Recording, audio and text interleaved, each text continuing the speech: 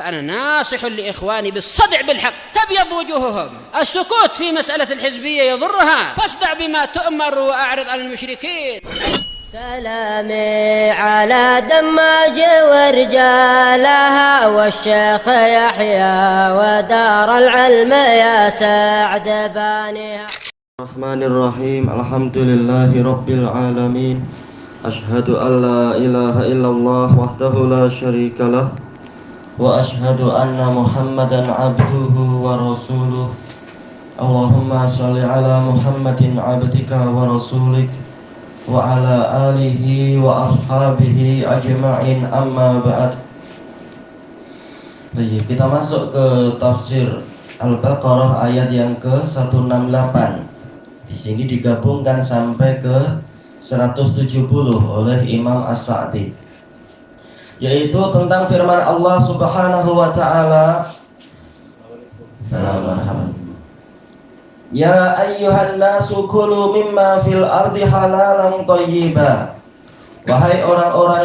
Wahai sekalian manusia, makanlah dari apa yang ada di bumi dalam keadaan dia itu halal dan baik. Wala tattabi'u khutuwatis syaitan innahu lakum aduwwum mubin. Dan jangan kalian mengikuti jejak-jejak atau langkah-langkah syaitan, karena sesungguhnya dia adalah musuh yang jelas untuk kalian. Innama ya'murukum bisu'i wal fahsya wa an taqulu 'ala Allahi ma la ta'lamun. Syaitan itu hanyalah memerintahkan kepada kalian untuk melakukan keburukan dan kekejian, dan agar kalian berkata atas nama Allah tentang sesuatu yang tidak kalian ketahui. Wa idza qila lahum ittabi'u ma anzalallahu qalu bal nattabi'u ma alfaina 'alaihi aba'ana. Dan apabila dikatakan kepada mereka, ikutilah apa yang Allah turunkan, mereka mengatakan, bahkan kami ini, yaitu ini balil idrob, akan tetapi kami mengikuti apa yang kami dapatkan, orang tua kami ada di atasnya. Awalau kana aba'uhum la ya'qiluna syai'aw wa la yahtadun.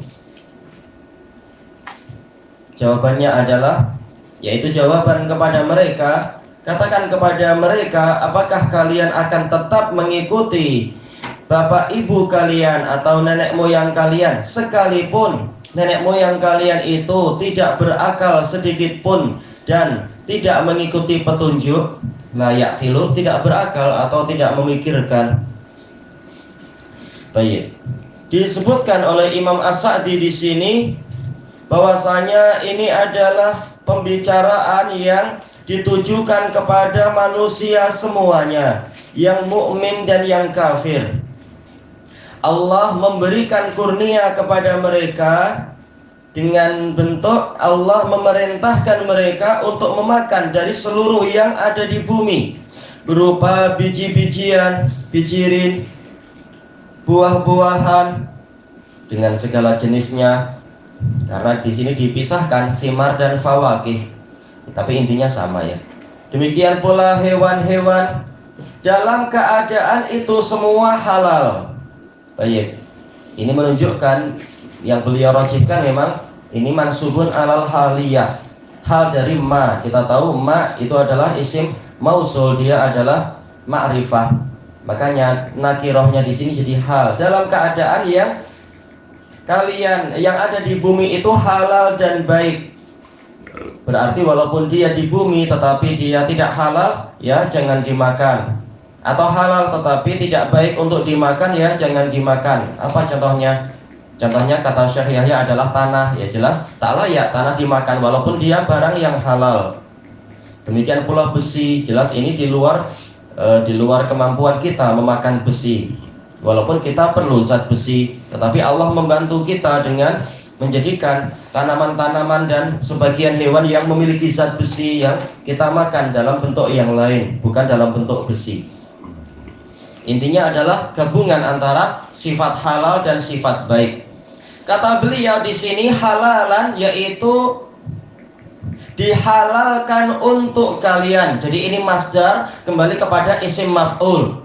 Halal bimakna muhallal. Seperti apa? Raddun bimakna mardud. Baik.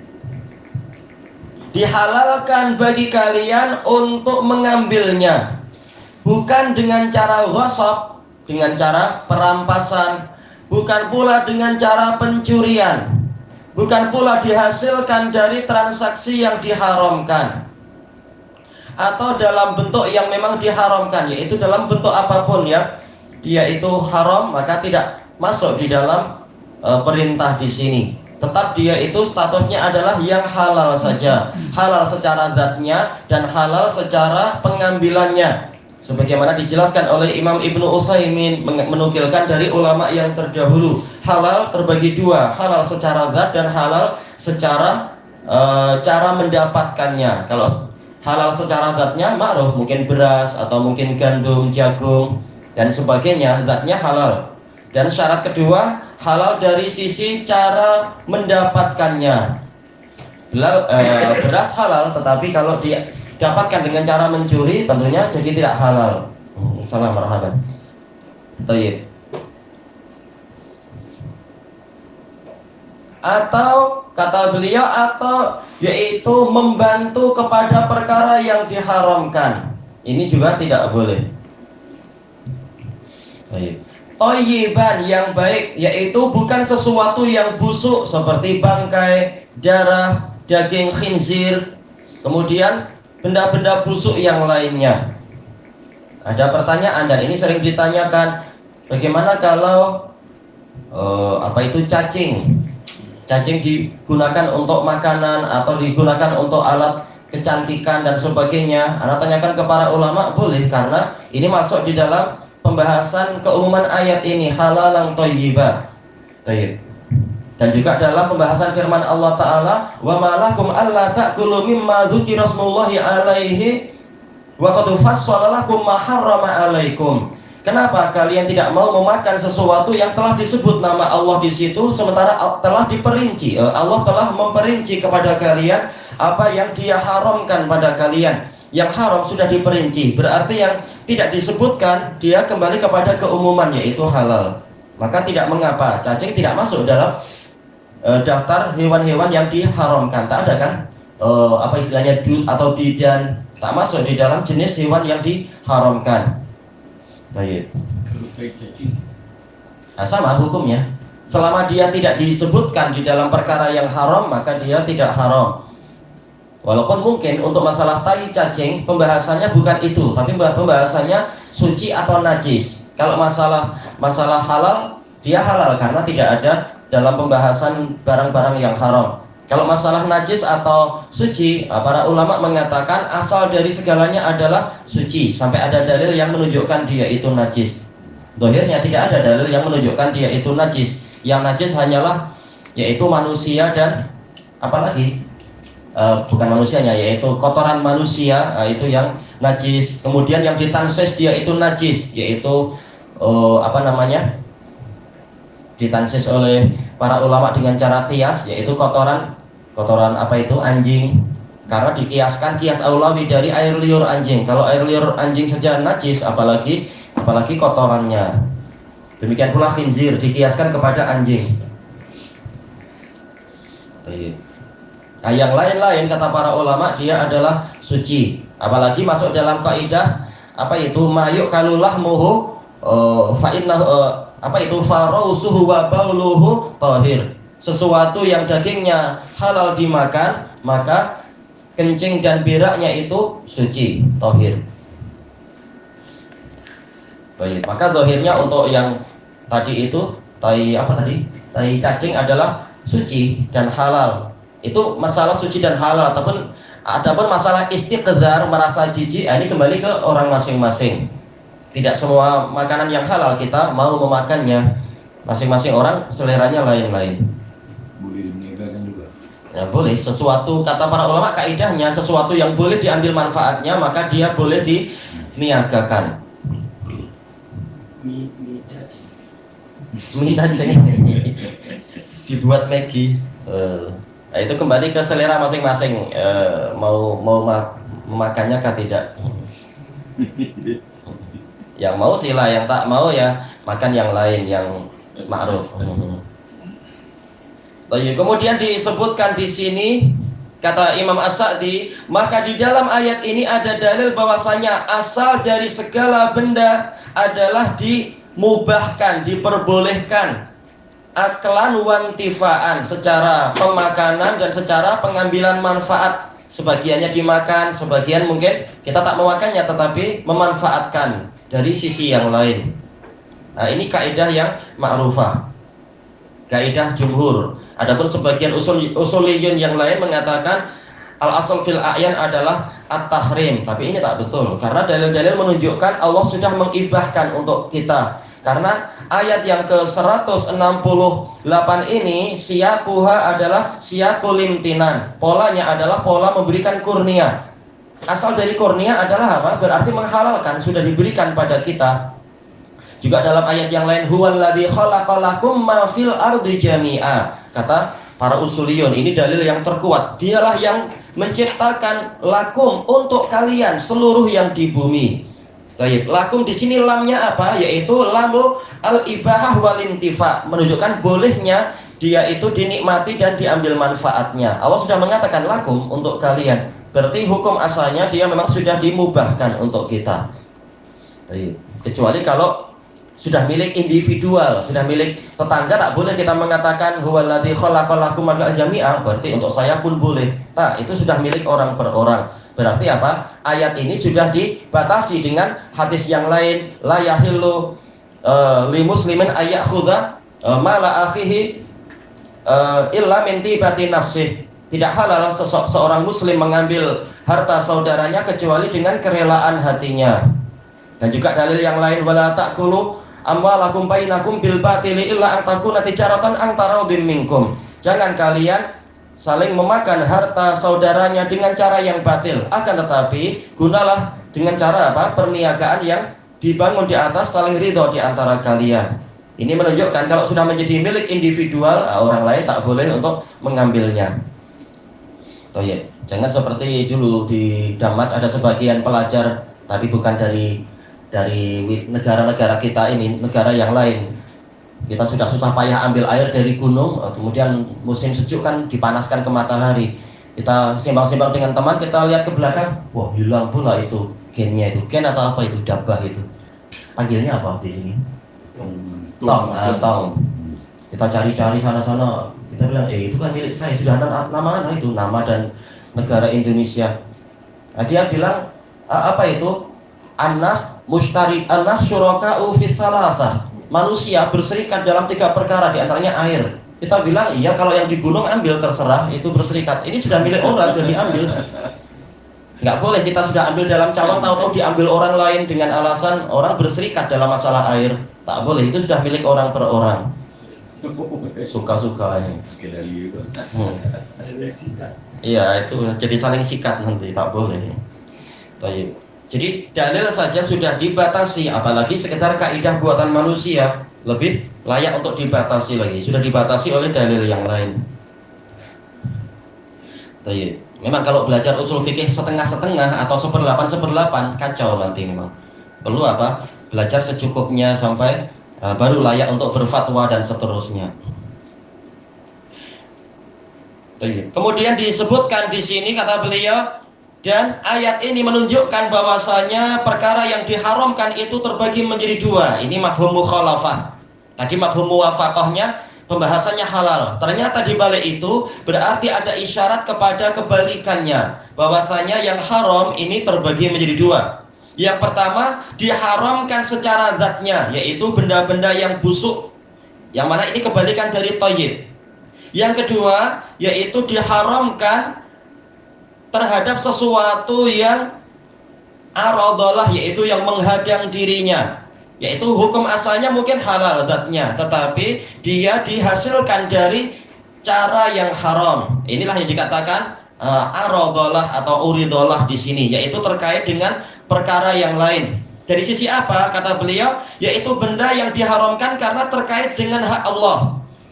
atau terkait dengan hak para hamba Allah. Nah, ini kebalikan dari yang halal. Yang terkait dengan hak Allah misalkan apa? Yaitu tanah yang sudah diwakafkan. Kalau sudah diwakafkan berarti dia milik Allah, maka tak boleh ahli warisnya atau orang lain atau siapa-siapa menanam sesuka hatinya di tanah itu. Ini sudah menjadi tanah Allah Ta'ala. Baik. Demikian pula masjid. Masjid jelas ini wakaf. Masjid adalah rumah Allah, maka tak boleh orang kemudian buat supermarket di dalamnya atau buat untuk perkara-perkara pribadi, perniagaan di dalam rumah Allah dan sebagainya. Tetapi Rasulullah memberikan keringanan, yaitu untuk membayar hutang, boleh membayar hutang atau menagih hutang, yang penting dengan adab-adabnya. Transaksinya di luar, tetapi mungkin pembayarannya kebetulan jumpa, ini saya bagi duit, atau engkau sudah lupa kan dulu engkau hutang, misalkan, itu boleh dengan dalil-dalil yang di dalam Sahih Bukhari Muslim itu. Atau terkait dengan hak hamba tadi, yang tadi itu contohnya sudah jadi milik orang, tahu-tahu diambil. Sudah dirisik oleh orang, tahu-tahu diambil oleh ustadznya. Tak boleh cara macam itu, zalim. Kemudian kata beliau, di dalam wahyu ini juga ada dalil bahwasanya memakan itu sesuai dengan kadar yang menegakkan bangunan badan kita, yaitu ini adalah wajib. Berarti orang yang meninggalkan itu dia berdosa karena zahir dari perintah kulu, yaitu makanlah. Walaupun kata usuliyun yang rajih ayat ini, walaupun dia kulu di sini fi'il amr, tetapi dia layak tadil wujub. Kenapa? Karena siaknya adalah siakul imtinan, yaitu kurnia. Berarti ini adalah lil ibahah, yaitu boleh terserah kalian, bukan wajib. Tetapi mungkin Imam As-Sa'di mengambil dari sisi parsialnya saja. Tatkala Allah menggunakan pemanfaatan itu dari sisi yang paling mendasar, kita tahu ini masalah makan itu bukan berarti hanya makan, tak boleh minum, hanya makan dan minum, tak boleh untuk digunakan sebagai pakaian, bukan. Ini sekedar contoh pemanfaatan yang paling mendasar, yang paling terkait dengan hajah daruriyah, keperluan yang sangat mendesak. Dan kita tahu hajah daruriyah ini kalau tidak ditunaikan orangnya justru berdosa. Mungkin dari sisi dibuat sudut pandang yang paling sempit, yaitu minimalnya memakan sesuatu yang dengan itu akan menegakkan badan dia, maka ini hukumnya adalah wajib. Kalau tidak dilakukan maka ini haram. Boleh juga, walaupun dalil yang lain yang lebih sesuai. Apa itu? Viagra. Itu harus kembali kepada penelitian, dia membahayakan atau tidak. Nah, ini yang dimaksud yasudur ramak, kata Al-Munawi, yaitu keperluan asasi. Bukan yang itu lain perkaranya.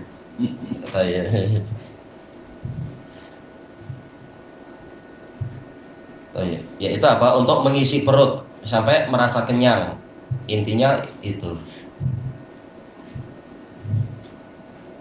Kemudian kata beliau di sini, tatkala Allah memerintahkan mereka untuk mengikuti apa yang Dia perintahkan pada mereka, karena ini adalah kemaslahatan untuk mereka itu sendiri, maka Allah melarang mereka dari mengikuti langkah-langkah syaitan. Dan ini di dalam perkara di dalam balaghah ini istilahnya adalah yaitu izdiwaj, yaitu berpasangan. Perintah untuk mengikuti syariat Allah dan larangan untuk mengikuti langkah-langkah syaitan. Ini namanya izdiwaj, yaitu berpasangan. Terkadang membicarakan surga, lalu membicarakan neraka. Terkadang membicarakan orang mukmin, lalu membicarakan orang kafir. Nah, ini membicarakan mengikuti syariat Allah dan melarang dari mengikuti langkah-langkah syaitan. Ini menunjukkan agama itu dibangun di atas usaha untuk mendatangkan kemaslahatan dan menjauhkan dari kemadharatan. Tatkala mengikuti syariat Allah ini adalah kemaslahatan, maka untuk melengkapi itu Allah melarang manusia dari mengikuti langkah syaitan, karena ini adalah kemudaratan.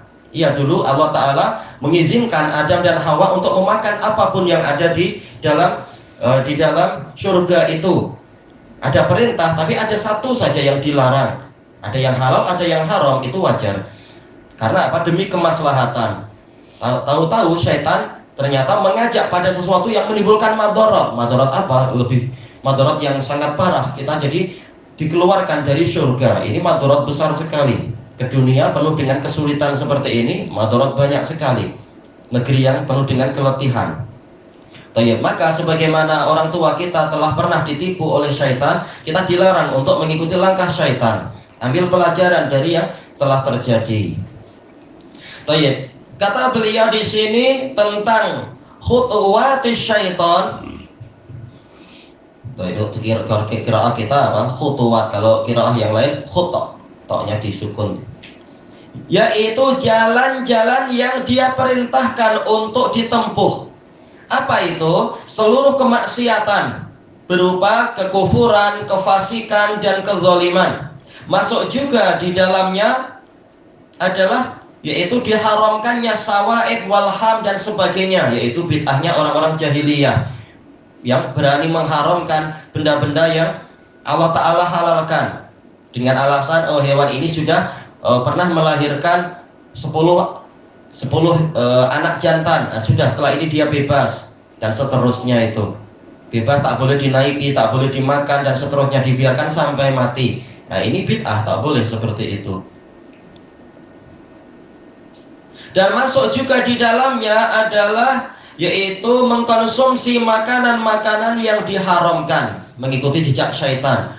Yaitu berarti apa? Minum khamar, demikian pula makan khinzir tadi, atau hewan-hewan yang diharamkan untuk dimakan dan sebagainya.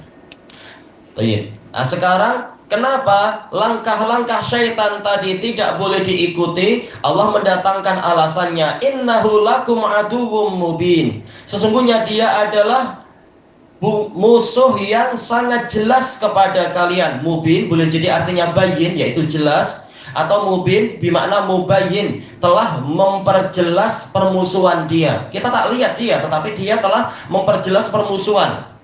Dengki Adam dan Hawa di dalam surga, dia dengki dan betul-betul menipu sampai akhirnya ayah dan ibu kita dikeluarkan dari surga. Ini memang musuh yang jahat, dan dia sudah bersumpah akan menyesatkan keturunan Adam dan memasukkan mereka ke dalam neraka yang menyala-nyala. Ini musuh yang sangat jelas. Kita tidur pun dia atau temannya tidak tidur, bergantian mungkin mengganggu kita, mimpi jadi mimpi-mimpi yang buruk, tidur pun jadi tidak nyenyak, terganggu dan seterusnya. Atau tidur pun kita ditindih dan seterusnya, seperti yang banyak dikeluhkan. Ini semua adalah kejahatan dia.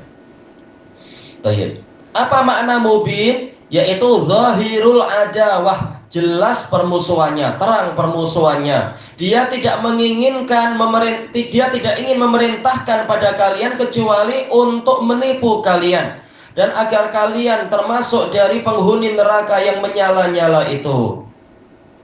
Maka Rabb kita tidak mencukupkan diri dengan melarang kita dari mengikuti langkah-langkah syaitan, sehingga Allah mengabarkan kepada kita, dan Allah adalah zat yang paling jujur di dalam bicaranya, mengabarkan bahwasanya dia itu memang mengabarkan tentang permusuhan dia tadi, permusuhan syaitan tadi.